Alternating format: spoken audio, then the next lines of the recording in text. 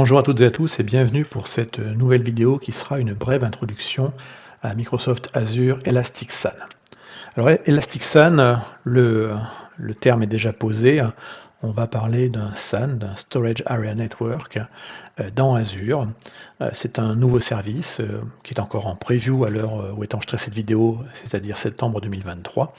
Et le service a été annoncé dans sa version préliminaire, les premières versions de la version préliminaire, en octobre 2022, donc on a à peu près un an, et on peut imaginer probablement qu'il arrivera en version Generally Available avant la fin de l'année, si on suit en général le calendrier des grandes conférences Microsoft. Alors, Azure Elastic SAN, déjà la première chose, qu'est-ce que c'est? Comme je l'ai dit, c'est un Storage Area Network qui est cloud natif, c'est-à-dire qui est géré entièrement dans Azure avec des technos que nous avons mis en place. Ça permet de faire quoi? Ça permet en gros de déployer un SAN, donc un espace de stockage de type accessible par du réseau avec des protocoles spécifiques au réseau, et d'en simplifier à la fois le déploiement, la montée en charge, c'est-à-dire en gros l'ajout de volumétrie et de performance avec des disques plus ou moins rapides, et puis de gérer le tout directement depuis des interfaces classiques de cloud, à savoir les interfaces d'Azure, que ce soit le portail, les lignes de commande, et puis probablement après, certainement d'ailleurs, la partie infra as code. Alors à quoi ça sert? Ça sert en fait à pouvoir héberger et à gérer des workloads qui sont assez demandeurs en termes d'entrée-sortie sur les périphériques de stockage. Donc on peut penser notamment aux grosses bases de données, je veux dire, tous ceux qui ont à gérer ce type d'environnement à demeure dans des data centers savent effectivement que souvent la solution technique de stockage se termine sur un SAN, et dans les data centers, ces SAN sont accédés directement avec parfois des réseaux dédiés spécifiques à la partie pour le stockage, et donc on va faire du fibre channel, de l'ISC-SI, et puis après si on fait de l'ISC-SI, on passera sur des réseaux Ethernet avec des réseaux en général qui sont optimisés pour. Donc les SAN existent depuis très longtemps à l'échelle de l'informatique, et généralement on va avoir des SAN souvent quand on va avoir des clusters, donc des applicatifs, des bases de données qui ont besoin en fait d'avoir une haute disponibilité et puis également beaucoup de performance. Donc en général souvent quand dans le data center on parle de cluster applicatif, base de données, et bien derrière souvent on va avoir des technos de type SAN. Alors du coup on pourrait se dire pourquoi mettre un SAN côté Azure alors qu'il existe côté cloud, alors qu'il existe tellement d'autres solutions. Eh bien justement c'est pour pouvoir en fait entre autres pouvoir déployer des clusters tels qu'on les a dans le data center, et donc assurer une compatibilité. Donc on va ici utiliser donc le protocole ISC-SI, donc le ISCSI qui permet donc du coup de faire passer des ordres, des commandes ISCSI sur l'Ethernet, sur un réseau IP pour être plus précis. Et donc ici, Elastic SAN supporte effectivement ces interfaces-là. Donc on a l'ensemble des commandes qui sont supportées. Certaines ne le sont pas encore. Alors il y a écrit currently, donc ça là encore, le service est en preview, donc ça peut évoluer. Bénéfice de tout ça, effectivement un provisioning et un management qui est simplifié. On n'est pas sur on va pas avoir un SAN avec 10 000 options à installer soi-même, à brancher et à créer un réseau particulier. Ce sera beaucoup plus simplifié. L'objectif aussi, il est de pouvoir supporter des scénarios de type migration ou à demeure dans le data center. Vous avez un applicatif, une base de données qui est composée de plusieurs serveurs qui utilisent derrière par exemple un SAN. Eh bien l'idée c'est de pouvoir faire entre guillemets un lift and shift en recréant finalement un SAN virtuel, mais c'est un SAN côté Azure.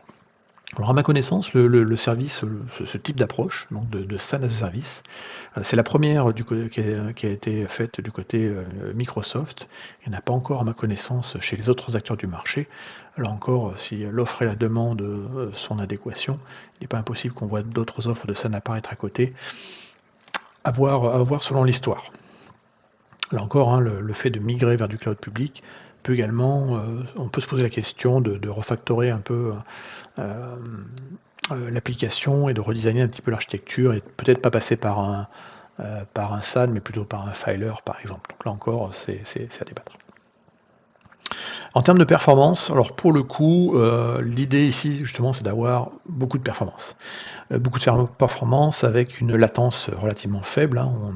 On est de l'ordre du simple digit, enfin du simple chiffre de quelques millisecondes, quoi.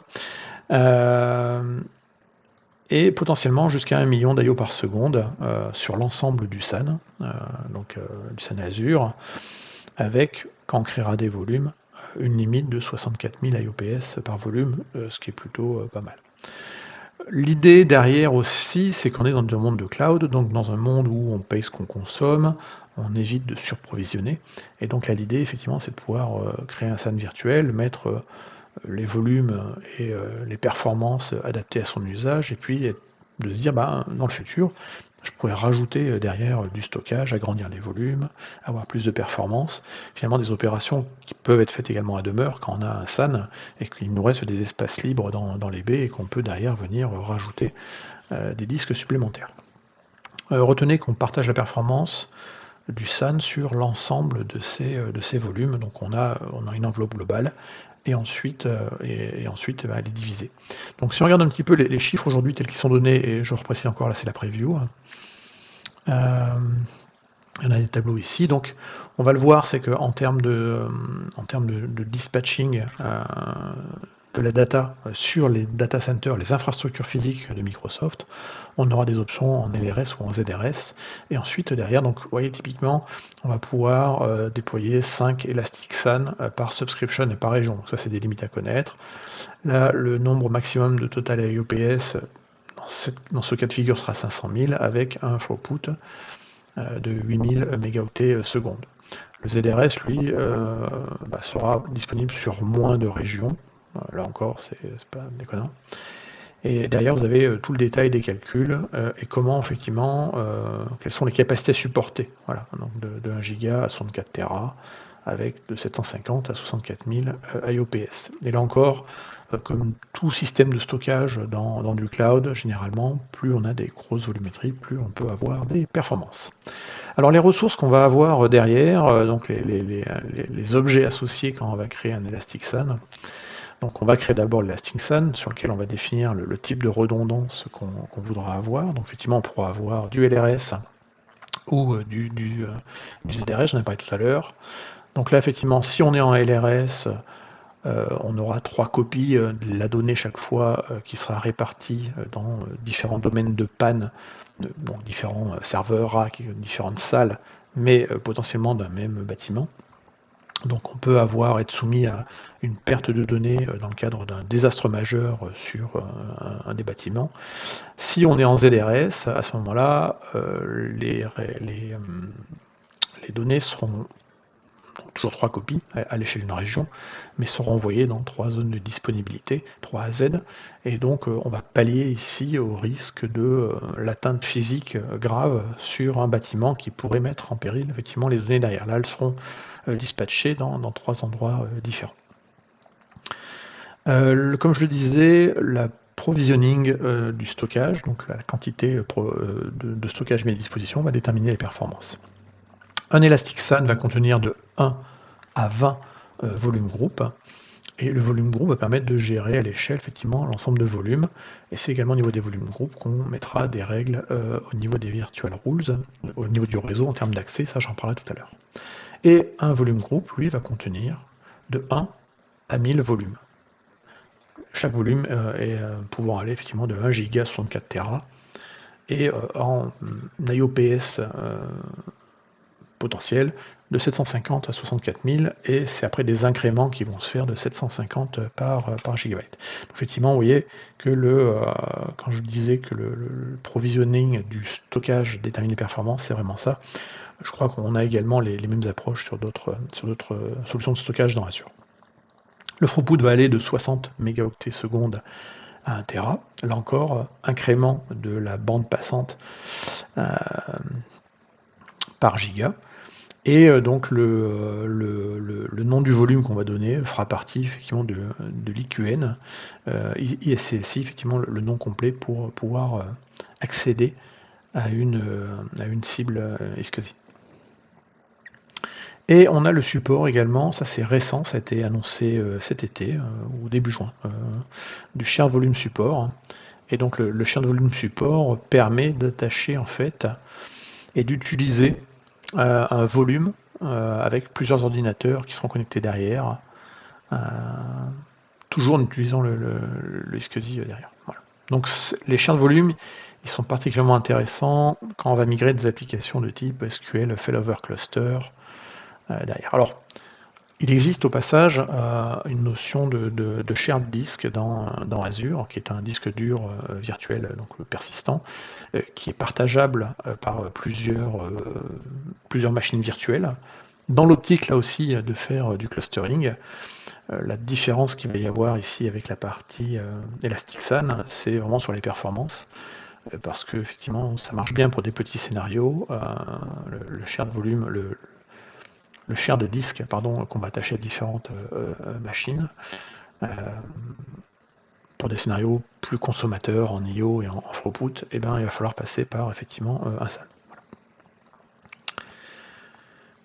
En termes de services supportés, on va pouvoir consommer Elasticsearch soit au travers de machines virtuelles, et donc dans les systèmes d'exploitation, on va configurer finalement les initiateurs pour aller se connecter à la target iSCSI, qui est un des volumes de l'Elasticsearch. Donc ça marchera en Windows bien entendu et en Linux. On va pouvoir également attaquer entre guillemets ou utiliser les ressources ou les volumes qui sont dans Elasticsearch depuis Kubernetes. Alors peut-être pas directement, mais en passant par Azure Container Storage, qui est un nouveau service qui permet de faire une couche d'abstraction entre finalement le type de stockage dans Azure et la consommation de ce stockage par les ressources Kubernetes, les pods, au travers d'interfaces qu'on appelle les CSI, les Container Storage Interface. Et donc Azure Container Storage, qui est également actuellement un produit en preview, permet du coup d'accéder ou d'utiliser en backing storage de l'Elasticsearch. Donc on l'a ici. Donc là ici on a les pods qui tournent en Kubernetes. Ces pods ont besoin de volumes persistants. Ces volumes persistants vont être associés à une classe de stockage en fait qui est l'Azure Storage Pool. Et derrière l'Azure Storage Pool, en fait, derrière ce service-là, en backing service, on va pouvoir mettre différents types de ressources, dont notamment la partie Elasticsearch. En termes de région, donc on va pouvoir utiliser Elasticsearch au moins aujourd'hui dans sa preview et donc dans la GA qui arrivera prochainement normalement, dans toutes ces régions-là. Donc pour ceux qui sont en France, France centrale est parfaitement supportée en LRS et ZRS. West Europe également, qui est donc dans la région d'Amsterdam. Les deux sont supportés. North Europe, les deux sont supportés. Donc on va dire que côté européen, on est plutôt bien servi. Et là, vous avez la liste des autres régions derrière. Alors, vous voyez qu'il y en a quand même beaucoup qui ont juste le LRS pour le dispatching des données. Mais pour le coup, en Europe, on est plutôt bien servi. Côté chiffrement, bien entendu, on a du stockage dans Azure. Tout le stockage, quoi qu'il arrive, est toujours chiffré au repos, à rest. Donc, c'est stocké avec du storage service encryption tout à fait classique. On a un chiffrement, là encore, standard du marché, de l'AES en 256, et c'est compliant, conforme à la norme FIPS 140-2. Là encore, tout cela est parfaitement documenté.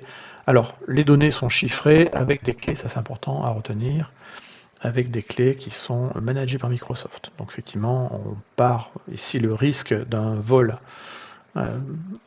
d'une extraction des bâtiments, des disques durs associés à Elasticsearch, donc les disques sont chiffrés.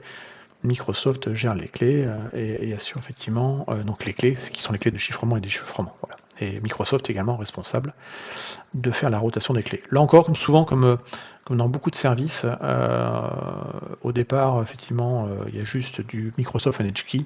Et en général, suivant les demandes des clients, on passe rapidement également avec du Bring Your Own Key ou du Customer Managed Key. Et là, du coup, en général, le client vient avec ses clés, les met dans un key vault et dit c'est moi qui gère la rotation des clés, qui en suis responsable. Et puis ensuite, le service vient consommer les clés dans mon key vault. Pour déployer un Elasticsearch, finalement quelques étapes. Donc il faut s'enregistrer à la preview. Donc ça c'est... il y a un formulaire pour ça, alors je crois que je l'ai mis même 2 fois d'ailleurs. On va aller voir ici. Mais vous avez un formulaire ici qui vous indique que vous voulez participer à la preview. On vous explique ce qu'on peut faire dans la preview et où est-ce que c'est disponible. Vous avez un email également qui vous permet de contacter les équipes pour des feedbacks, des suggestions, etc. Et bien entendu, parce que c'est de la preview, on vous encourage à ne pas faire de la prod avec. Ça paraît logique, mais c'est bien de le rappeler. Donc, 1, on s'enregistre à la preview. 2, on enregistre le provider et la fonctionnalité. Donc, on va enregistrer le provider, qui est donc Microsoft.elasticsearch. Et puis ensuite, on active la feature, la fonctionnalité, qui est le SAN Access Preview. Quand on est dans la preview, si vous regardez cette vidéo ultérieurement, il n'y aura pas à faire ça. Ensuite, eh bien, on crée le SAN, puis les volumes groupes, puis les volumes. Donc c'est exactement la structure dont je vous ai parlé ici. On crée le SAN, c'est là qu'on va faire ses choix de redondance. C'est là ensuite qu'on va créer les volumes groupes, et ensuite on va créer les volumes dans les volumes groupes. Donc, création du SAN. Donc là encore, rien d'extraordinaire. On a des commandes qui permettent de faire ça, donc en AZ-CLI ou en PowerShell. Et donc voilà, AZ Elasticsearch create, le nom du SAN, le nom du resource group, la région, la taille de base, et puis après effectivement la taille supplémentaire, et après les SKU qu'on va vouloir utiliser derrière. Donc les SKU, les disques derrière qui seront utilisables. Ensuite, on crée les volumes groupes. Donc ça c'est relativement simple. On crée un volume groupe, on lui donne un nom et on l'associe à un virtual SAN. Et puis, troisième étape, on crée les volumes en fait. Et donc on va venir créer un volume sur un SAN donné, dans un ressource groupe donné, sur un volume groupe donné, et ensuite on donne le nom de son volume et on va dire la taille qu'on veut avoir sur ce volume. Dernière étape, une fois qu'on a créé le SAN, le volume groupe, le volume, eh bien on vient connecter les volumes depuis une machine virtuelle ou des conteneurs dans le cadre d'Azure Container Storage. Et donc, le cas le plus simple souvent, c'est qu'on va prendre, pour l'usage premier à mon avis, ce sera des machines virtuelles. Donc, machine virtuelle Windows ou Linux, et bien c'est là en fait où on va venir configurer des initiateurs. Et là, ça va rester entre guillemets du relativement classique Windows ou Linux. Et donc, on va venir attacher ces ressources. Alors après, voilà. Les commandes sont bien documentées derrière. Alors effectivement, il va vous falloir les fonctionnalités multipass IO si vous voulez faire du multisession connectivité, on en a parlé tout à l'heure. Et puis il faut bien vérifier également que le service est bien démarré sur votre serveur, le service SCSI, donc l'initiateur soit bien démarré du côté de votre système d'exploitation. Voilà. Ensuite, il ne reste plus qu'à faire la connectivité derrière, et c'est tout. Donc c'est plutôt bien documenté, vous avez la version effectivement Windows, vous avez la version Linux. Donc on vous explique ce qu'il faut installer. Et puis si on a de la caisse avec effectivement derrière du container storage, eh bien là il va falloir effectivement un driver, quelques petits éléments. Là encore c'est plutôt bien documenté, ça va probablement évoluer derrière encore un petit peu, simplement parce qu'on est en preview, mais le document fait foi. Voilà. Une fois que le SAN est déployé, qu'il est utilisé, dans les opérations de management du quotidien, on aura quoi? Dans les outils, on fera son choix en fonction de son appétence à un shell ou un autre, soit de faire passer par Azure CLI, donc il va nécessiter une extension, donc il faudra rajouter l'extension Elasticsearch, donc vous la rajoutez par cette commande-là, puis après vous la maintenez à jour, parce que là encore les extensions, je le rappelle, évoluent. Et puis, si vous êtes en PowerShell, eh bien, il existe également le module derrière, et donc vous allez chercher votre module, là, il est un peu plus bas. Voilà. Et après, vous aurez des commandes new. Alors, par exemple, voilà, AZ Elastic, SAN, quelque chose, alors new, create, etc. Toujours assez longues les commandes PowerShell.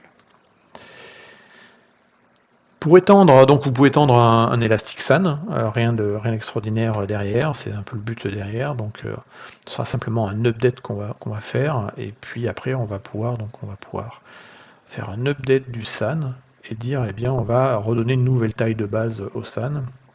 On peut étendre également les volumes, donc on va choisir les volumes et dire de combien on l'augmente. Donc ça, c'est des opérations assez classiques sur un SAN. Point important, c'est la configuration de la partie réseau.